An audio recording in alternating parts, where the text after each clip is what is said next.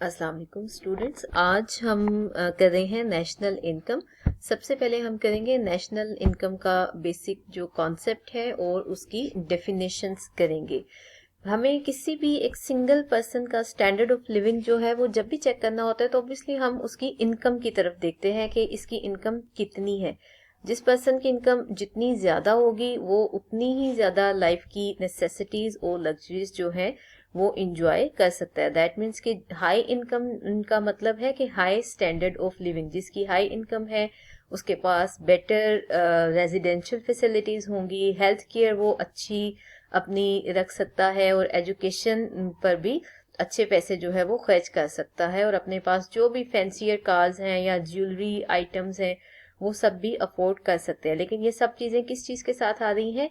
High income के साथ। अगर किसी की इनकम ज्यादा है तो उसका स्टैंडर्ड ऑफ लिविंग बेटर होगा, और अगर किसी की इनकम एवरेज सी है या कम है, एवरेज से भी कम है, तो जाहिर है उस पर्सन का स्टैंडर्ड ऑफ लिविंग भी जो है वो दूसरे पर्सन हाई इनकम वाले पर्सन जैसा नहीं होगा, लोअर स्टैंडर्ड ऑफ लिविंग होगा। उसके पास उतनी लग्जरीज नहीं होंगी, ना ही मे भी इतनी कम इनकम हो कि बेसिक नेसेसिटीज भी कोई जो है वो मुश्किल से पूरी कर सकता हो। तो यही वाली जो लॉजिक है इनकम की, जो एक इंडिविजुअल पर्सन की है, वही लॉजिक अप्लाई होती है आपकी नेशनल इनकम के ऊपर भी। हमें किसी भी इकोनॉमी की इकोनॉमिक कंडीशन का अंदाजा लगाना हो तो हम क्या करेंगे? हमें देखना है कि उसकी नेशनल इनकम कितनी है। नेशनल इनकम जितनी ज्यादा होगी उस इकोनॉमी का स्टैंडर्ड उतना ही बेहतर होगा, और अगर किसी की नेशनल इनकम एवरेज सी है या बिलो एवरेज है तो वो कंट्रीज जो है वो फिर पुअर कंसिडर किए जाएंगे, जो कि अपने लोगों को बेसिक नेसेसिटीज भी अच्छे तरीके से प्रोवाइड नहीं कर सकते हैं। ठीक है, तो इंडिविजुअल इनकम की तरह नेशनल इनकम भी किसी कंट्री की जो है वो हमें उसके स्टैंडर्ड के बारे में बताएगी, और इकोनॉमिक कंडीशन के बारे में उसकी एक ही फिगर से ही जो है उसकी इकोनॉमिक कंडीशन हमें वाजिया हो जाएगी। इसको नेशनल इनकम का जो कॉन्सेप्ट है इसको एक सिंपल सी एग्जांपल के साथ एक्सप्लेन करते हैं। अभी जस्ट हम डेफिनेशंस कर रहे हैं नेशनल इनकम की, तो डेफिनेशंस भी जो हैं उनको तीन मुख्तलिफ तरीकों से हम एक्सप्रेस कर सकते हैं। वो तरीके अब कौन से हैं? We start with a simple example. A merchant sells 10 meters of cloth for rupees 1000. Now this transaction can be expressed in 3 different ways. एक ट्रांजेक्शन है लेकिन उसको हम तीन मुख्तलिफ पॉइंट ऑफ व्यू से देख सकते हैं। जो ये ट्रांजेक्शन हो रही है उसकी वजह से इनकम आ रही है मर्चेंट के पास, जो उसका सेलर है क्लॉथ का। इनकम ऑफ द मर्चेंट है that is equal to 1000 rupees. इसी तरह जो पर्सन खरीद रहा है उसके लिए ये एक्सपेंडिचर है। Expenditure of the buyer is also equal to 1000 rupees. और तीसरी चीज क्या है?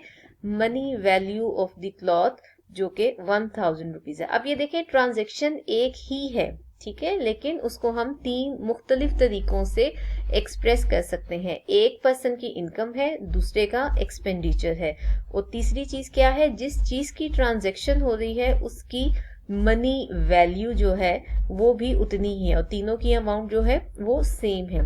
Exactly in the same way national income can be defined in 3 different ways. इन्हीं तीनों चीजों की बेस पर हम नेशनल इनकम को तीन मुख्तलिफ तरीकों के साथ जो है एक्सप्रेस कर सकते हैं। तो वन बाय वन सारी चीजें देखते हैं कि किस तरह से डेफिनेशंस इनके ऊपर बेस कर रही हैं। According to Paul A. Samuelson, it is the loose name, it is क्या? national income, it is the loose name we give for the money measure of the overall flow of the goods and services in an economy. हमने example ली थी एक transaction की। आपकी economy के अंदर daily basis पे thousands में, millions में ट्रांजेक्शंस होती हैं। छोटी चीजों से शुरू करें बड़ी चीजों तक, डेली बेसिस पे थाउजेंड्स और मिलियंस ऑफ ट्रांजेक्शंस हो रही होती हैं। अब वो तमाम ट्रांजेक्शन्स में जिन चीज़ों की ट्रांजेक्शन्स हो रही हैं उन तमाम चीज़ों की मनी वैल्यू को एड अप कर लिया जाए तो वो क्या बन जाती है? आपकी नेशनल इनकम बन जाती है। This definition clearly spells out that money value of all the final goods and services produced in a country in 1 year is added up and the total value is called national income. एक साल के अंदर एक country के अंदर जितनी भी goods and services produce होती हैं उन सब की मनी वैल्यू को एड अप कर लिया जाए तो आपके पास आ जाती है नेशनल इनकम। ये डेफिनेशन किस चीज के ऊपर बेस कर रही है? Money value of the product. जिन प्रोडक्ट्स की ट्रांजेक्शन्स हो रही हैं उन सब की मनी वैल्यू। मनी वैल्यू क्या है? जो आपकी जनरल प्राइस है, किसी भी प्रोडक्ट की मार्केट में आप जाके लेते हैं जो उसकी प्राइस है वही उसकी मनी वैल्यू भी है। तो मनी वैल्यू तमाम गुड्स एंड सर्विसेज की एड अप कर ली जाए जो कि एक साल के अंदर एक कंट्री के अंदर प्रोड्यूस हो रही है, तो दैट मीन्स वो वैल्यू जब सबकी एड अप की जाएगी तो क्या आएगा आपके पास? नेशनल इनकम आ जाएगी। ये आपकी डेफिनेशन किस चीज के ऊपर बेस कर रही है? Money value of the product के ऊपर। दूसरा एस्पेक्ट हमने डेफिनेशन में क्या पढ़ा था? Income of the merchant. वो एक मर्चेंट की इनकम थी। अब इसी तरह आपकी इकोनॉमी के अंदर बहुत सारे जो है मिलियंस ऑफ मर्चेंट्स हैं, मिलियंस ऑफ पर्सन्स हैं जो डेली बेसिस पर अपनी सर्विसेज जो हैं वो रेंडर कर रहे होते हैं और उसके बदले में उनको कुछ ना कुछ जो है रिवॉर्ड भी मिल रहा होता है। एडम स्मिथ की डेफिनेशन में हमने पढ़ा था कि 4 फैक्टर्स ऑफ प्रोडक्शन है: land, labour, capital and organisation. इन सब फैक्टर्स ऑफ प्रोडक्शन के रिवॉर्ड्स को एड अप कर दिया जाए तो भी नेशनल इनकम की कैलकुलेशन हो जाती है। ठीक है।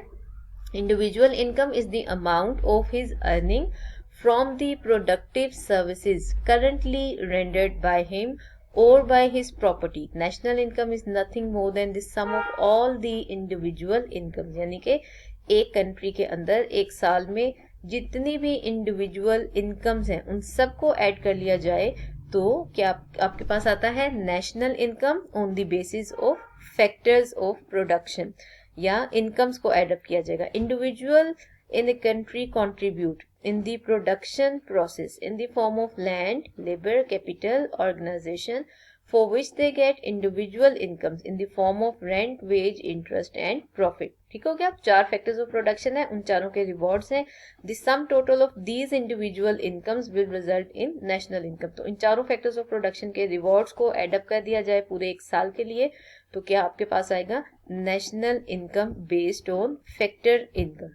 पीछे डेफिनेशन में हम लोगों ने कहा था एक पर्सन की इनकम है तो दूसरे का एक्सपेंडिचर है, तो हम सारी इनकम्स को ऐड कर लें तब भी नेशनल इनकम कैलकुलेट हो जाएगी। और अगर इकोनॉमी के अंदर होने वाले तमाम एक्सपेंडिचर्स को ऐड अप कर लिया जाए तो भी आपके पास क्या आ जाएगा? नेशनल इनकम कैलकुलेट हो जाएगी। तो थर्ड डेफिनेशन जो हमारी नेशनल इनकम की है वो बेस कर रही है एग्रीगेट एक्सपेंडिचर, यानी कि इकोनॉमी के अंदर एक साल के अंदर होने वाले टोटल जो एक्सपेंडिचर्स हैं वो क्या बनाएंगे? वो भी आपको नेशनल इनकम का फिगर देंगे।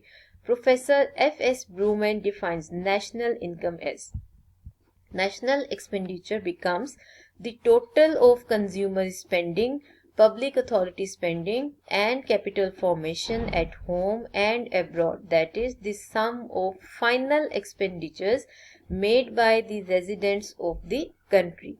पिछली डेफिनेशन का जो इनकम है वो किसी और का एक्सपेंडिचर है, तो एक्सपेंडिचर्स को एड अप कर लिया जाए तो एक्सपेंडिचर कौन कौन कर रहा होता है? आपके जो हाउस होल्ड्स हैं, इंडिविजुअल कंज्यूमर्स हैं, वो भी स्पेंडिंग कर रहे होते हैं, खर्च कर रहे होते हैं। फिर जो आपकी स्टेट है, गवर्नमेंट है, वो भी डिफरेंट गुड्स एंड सर्विसेज के ऊपर, अपने डेवलपमेंट प्रोजेक्ट्स के ऊपर पैसे खर्च कर रही होती है। गवर्नमेंट के एक्सपेंडिचर्स भी एड अप करते हैं, प्लस कैपिटल फॉर्मेशन, कोई न्यू इन्वेस्टमेंट्स हो रही हैं तो वो भी सारी की सारी इसके अंदर एड अप कर ली जाएंगी। तो इकोनॉमी के अंदर एक साल के अंदर टोटल जितने भी एक्सपेंडिचर्स किए जाते हैं उन सब को एड अप कर लिया जाए तो भी हमारे पास नेशनल इनकम कैलकुलेट हो जाती है। According to this definition, consumption and capital expenditure of the government and people at home or abroad are added up to calculate national expenditure। ठीक है, यानी कि इकोनॉमी के अंदर जितने भी सेक्टर्स हैं, चाहे वो इंडिविजुअल्स हैं, हाउस होल्ड्स हैं, बिजनेसमैन हैं या आपकी गवर्नमेंट है,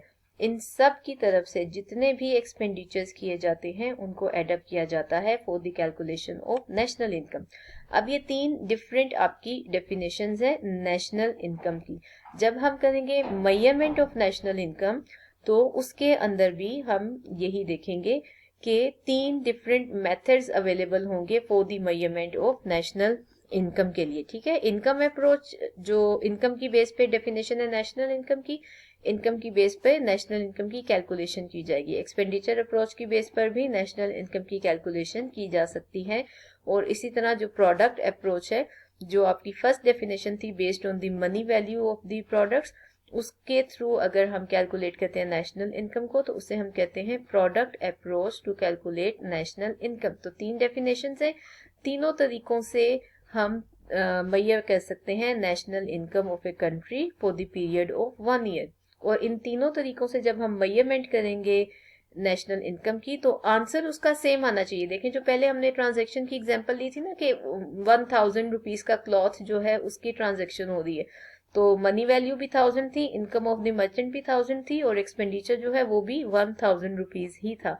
तो इसी तरह जब एक ट्रांजैक्शन की बजाय हम इकोनॉमी के अंदर होने वाली तमाम ट्रांजैक्शन को कंसिडर करेंगे, तो जो इनकम होगी टोटल इकोनॉमी के अंदर उसको इक्वल होना चाहिए एक्सपेंडिचर के इक्वल होना चाहिए, और इन दोनों को इक्वल होना चाहिए किसके, तमाम जितनी भी प्रोडक्ट्स हैं जिनकी ट्रांजैक्शन हो रही है, तो तीनों चीजों को इक्वल होना चाहिए। तो ये आपके टॉपिक था definition of the national income. अच्छा, एक और चीज है बच्चों, अब्दुल हलीम ख्वाजा की बुक जो है वो आप जरूर पढ़ें, चाहे आप फर्स्ट ईयर में हैं, सेकेंड ईयर में हैं, या इससे ऊपर के किसी लेवल पे BS लेवल पे पढ़ रहे हैं। तो बहुत ही सिंपल इसकी वर्डिंग है, सिंपल सेंटेंसेस हैं, आप इसे पढ़ेंगे तो इंशाल्लाह आपको बहुत अच्छा जो है वो समझ में आएगा।